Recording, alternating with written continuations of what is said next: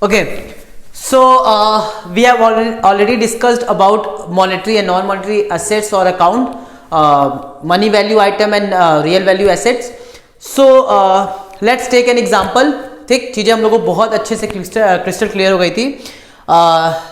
Let's again recall that हम लोगों ने डिस्कस किया था कि जितने भी मॉनेटरी या मनी वैल्यू एसेट्स होते हैं उनके साथ कॉन्ट्रेक्चुअल ऑब्लिगेशंस होते हैं. ठीक, अब कॉन्ट्रेक्चुअल ऑब्लिगेशन होने की वजह से हमें उतना अमाउंट उनको पे करना ही करना है,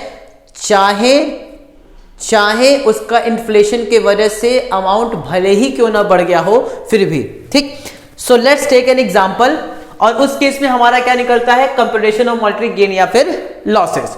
सो ये आपको एक क्वेश्चन दिया हुआ है जिसमें कैश का ओपनिंग क्लोजिंग दिया हुआ है, डेटर का ओपनिंग क्लोजिंग दिया हुआ है, क्रेडिटर्स का ओपनिंग क्लोजिंग दिया हुआ है और लोन का ओपनिंग क्लोजिंग दिया हुआ है. ठीक है, उसके अलावा हमारे पास ओपनिंग रेट दिया हुआ है, एवरेज रेट दिया हुआ है और क्लोजिंग रेट दिया है.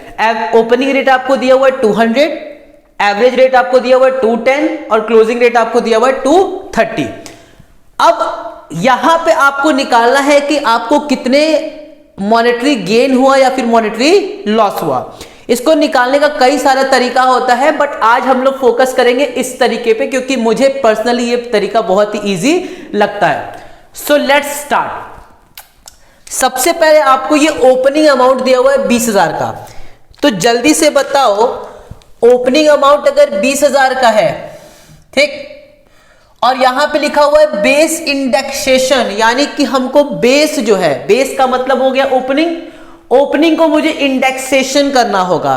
तो जल्दी से बताओ इंडेक्सेशन का मतलब क्या होता है. इंडेक्सेशन का मतलब होता है जिस समय की बात कर रहे हैं, तो इस समय की बात कर रहे हैं, क्लोजिंग रेट ले लेंगे यानी कि प्रेजेंट प्राइस इंडेक्स ले लेंगे. तो प्रेजेंट प्राइस इंडेक्स कितना है 230 और ये ओपनिंग बैलेंस है. तो बताओ ओपनिंग बैलेंस के लिए कौन सा रेट लेते हैं. हम लोग ऑलरेडी डिस्कस कर चुके हैं, स्टॉक हम लोग ऑलरेडी डिस्कस कर चुके हैं, इंडेक्सेशन. सो आप लोग को क्लियर होगा कि ओपनिंग बैलेंस के लिए हम लोग ओपनिंग रेट का इस्तेमाल करते हैं. तो इसका मतलब कि इसका अगर हम लोग फॉर्मूला बनाना चाहें तो क्या होगा, इसका फॉर्मूला होगा 20,000 into 230 closing rate divide by आज का मतलब ओपनिंग का रेट. तो ओपनिंग का रेट हमारे पास कितना है 200. We have opening rate as 200. ठीक, तो इसको हम लोग निकाल लेते हैं. तो 23 अपॉन में 20 इंटू 20,000 23,000. ये हमारे पास कितना आ गया 23,000. ठीक, अब कह रहा है 20,000 का था बढ़ के कितना हो गया, 20,000 का था बढ़ के हो गया 25,000. 20,000 का था बढ़ के हो गया 25,000. इसका मतलब कि 5,000 ड्यूरिंग द ईयर हुआ होगा. ड्यूरिंग द ईयर पूरे साल भर हुआ होगा. तो साल भर होने का मतलब हो गया कि हमारे पास नेट इंक्रीज कितने का है सर. नेट इंक्रीज हमारे पास 5,000 का. रेट हम लोग लेंगे क्लोजिंग रेट ऊपर और डिवाइड करेंगे. चूंकि ये साल भर हुआ होगा तो साल भर के लिए हम लोग कौन सा रेट लेते हैं, एवरेज रेट. वेरी गुड, यानी कि हम यहाँ पे एवरेज रेट ले लेंगे. ठीक, तो हमारे पास है 23/21 इंटू 5,000. ये आ जाएगा 5476. 5476. ठीक है, तो टोटल हमारे पास वैल्यू कितनी हो गई, यानी कि अगर मैं इसको A बोलता हूं और इसको B बोलता हूं तो A प्लस B, यानी कि टोटल इंडेक्सेशन वैल्यू कितनी हो गई A प्लस B. इसका मतलब कि प्लस 23,000, 28,476, 28,476. ये हो गया. क्लोजिंग हमारे पास अमाउंट कितना है 25,000. तो मेरे पास क्लोजिंग अमाउंट कितना है 25,000. ठीक, 25,000 का मुझे दिख रहा है, लेकिन एक्चुअल में उसका इन्फ्लेशन की वजह से कितना हो गया है 28,476. यानी कि मेरे पास होना चाहिए था 28,476, लेकिन दिख कितना रहा है 25,000. इसका की मतलब कि मुझे नेट इंक्रीज या डिक्रीज निकालना होगा. तो ये नेट इंक्रीज या डिक्रीज आ जाएगा आपका 3,476. इसका मतलब इतने का आपको लॉस हो गया, मॉनेटरी लॉस हो गया. ठीक, इसको अगर हमको निकालेंगे तो कैसे निकलेगा, ये आपका निकलेगा, अगर मैं इसको नाम देता हूं C और इसको नाम देता हूं D, इसका मतलब कि C माइनस D. एक बार पिक फिर से देखते हैं. आपको ओपनिंग दिया है, आपको क्लोजिंग दिया है, तो पहले ओपनिंग को ओपनिंग रेट के हिसाब से करेंगे, ठीक। इंक्रीज डिक्रीज को एवरेज रेट के हिसाब से करेंगे, तो ये दोनों आपका ऐड होकर के आपको 28,476 का क्या आ गया total indexation value.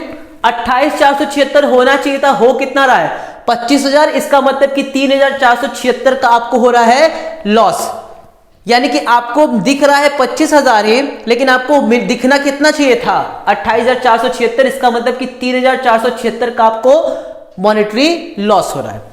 Now moving ahead, debtor की बात करते हैं। तो डेटर के लिए भी सेम चीज 50,000 इंटू 230 बटे में 200, तो ये आ जाएगा आपका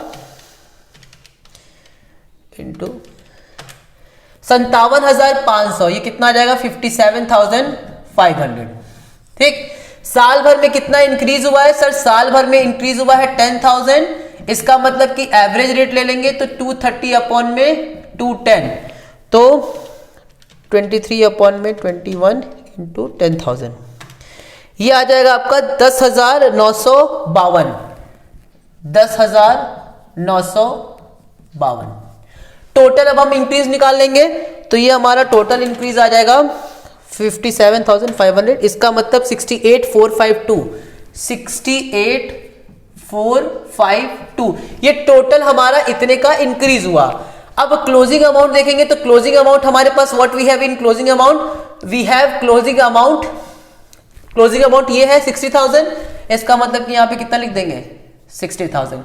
नाउ सी माइनस डी, तो सी माइनस डी की बात करें तो 8452, वी हैव 8452, ठीक। तो इतने का मुझे टोटल मॉनेटरी लॉस हो जाएगा, ठीक। इतने का हमारे पास क्या हो जाएगा टोटल मॉनेटरी लॉस। तो वी हैव 3476 11,928 11,928, इतने का हमें क्या हो गया मॉनेटरी लॉस हो गया। आप इसको चाहो तो ऐसे भी कंपेयर कर सकते हो, टोटल इंक्रीज कितना हुआ एसेट में, तो हमारे पास हुआ है 28,476 plus 68,452, we have 96,928 and here we have 85,000, ठीक है। तो 96,928 होना चाहिए था मेरे पास असेट, मॉनेटरी असेट, लेकिन हो कितना रहा है सिर्फ 85,000 ही दिख रहा है। इसका मतलब कि मुझे 11,928 रुपए का क्या हो रहा है मॉनेटरी लॉस हो रहा है। We have monetary loss here. Now अब हम बात करते हैं किसकी, क्रेडिटर्स की। सो क्रेडिटर्स हमारे पास है कितने 70,000 के, तो इसके लिए हम इस्तेमाल करेंगे ओपनिंग रेट,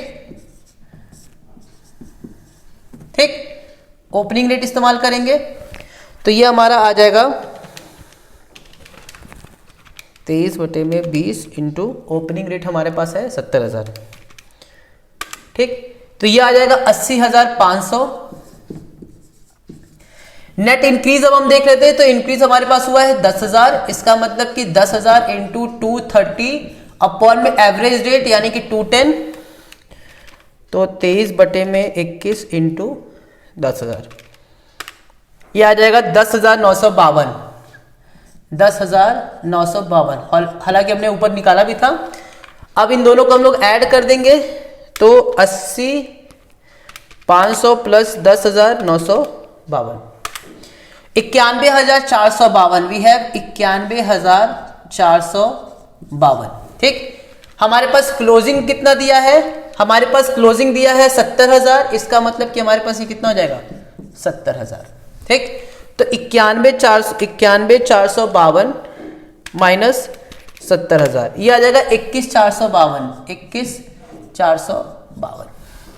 अब जरा ध्यान दो, मुझे पे करना था 91,452 इन्फ्लेशन की वजह से, मुझे पे करना था 91,452 on the basis of inflation, but we have to pay only 70,000, यानी कि मेरे क्रेडिटर सिर्फ कितने के दिख रहे हैं 70,000 के। पे करना था इतना, दिख रहे हैं इतने, इसका मतलब कि मुझे हो गया monetary gain. So this is considered as monetary gain, okay. Now we will talk about this one. We have 30,000 into 230 upon 20, यानी कि 30,000 इंटू 23/20, 34,500. अब यहां पे देखो 30 का 30 ही हजार है, इसका मतलब कोई इंक्रीज कोई डिक्रीज नहीं है, इसका मतलब कि यहां पे कोई फिगर नहीं होगी, तो यही वाली फिगर हम यहां पे उतार देंगे 34,500. हमारे पास क्लोजिंग बैलेंस कितना है 30,000 का, इसका मतलब कि मेरा ये फिगर कितना आ जाएगा, मेरा ये फिगर आ जाएगा 4,500 का गेन. तो हमारे पास टोटल गेन कितना आ जाएगा, टोटल गेन भी हम लोग निकाल लेते हैं. सो टोटल गेन हमारे पास आ जाएगा 21,452 प्लस 4,500. We have 25,952.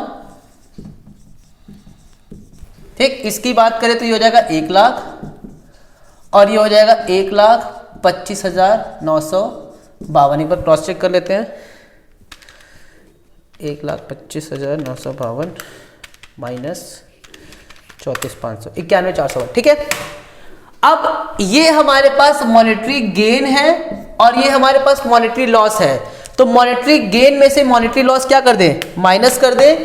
तो हमारे पास 25,952 है और उसमें से हम माइनस कर दें 11,928.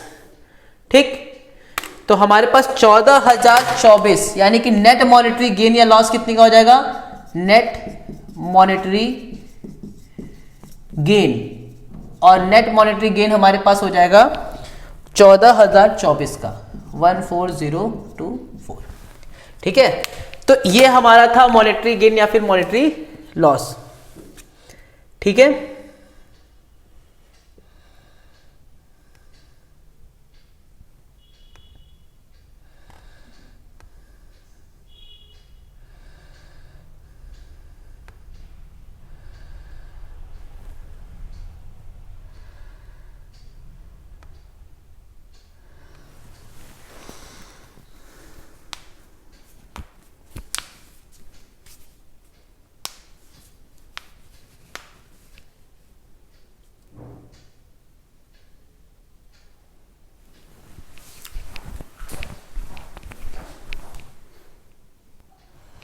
सो आई होप हम लोग क्लियर हो गया होगा.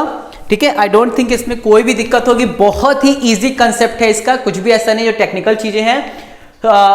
सो इसी को हम कैरी फॉरवर्ड करते हुए हम लोगों ने इनकम स्टेटमेंट बनाना सीख लिया, हम लोगों ने क्लोजिंग स्टॉक को वैल्यूएशन करना सीख लिया. ठीक, और हम लोगों ने मॉनेटरी गेन और मॉनेटरी लॉस निकालना शुरू कर दिया. ठीक, सो दैट्स इट. आपको इससे ज्यादा बिल्कुल भी चीजें हमको पढ़ने की जरूरत नहीं. अब हम लोग सीधे एक कह सकते हो कॉम्प्रिहेंसिव क्वेश्चन उठाते हैं. कॉम्प्रिहेंसिव क्वेश्चन का मतलब कि इसमें सारी की सारी चीजें रहेंगी. आपको उसमें इनकम स्टेटमेंट भी होगा, आपका उसमें बैलेंस शीट भी होगा, आपका उसमें मॉनेटरी गेन भी होगा, मॉनेटरी लॉसेस भी होंगे और कन्वर्जन ऑफ स्टॉक भी होगा. ठीक, तो जितनी चीजें हम लोग अभी तक पढ़े हैं बस उसको एक बार सारी चीज को समराइज करते हुए हम एक कॉम्प्रिहेंसिव क्वेश्चन उठाते हैं. ठीक, सो लेट्स मूव अहेड. तब तक आप इसको नोट करना है तो आप इसको नोट कर लो.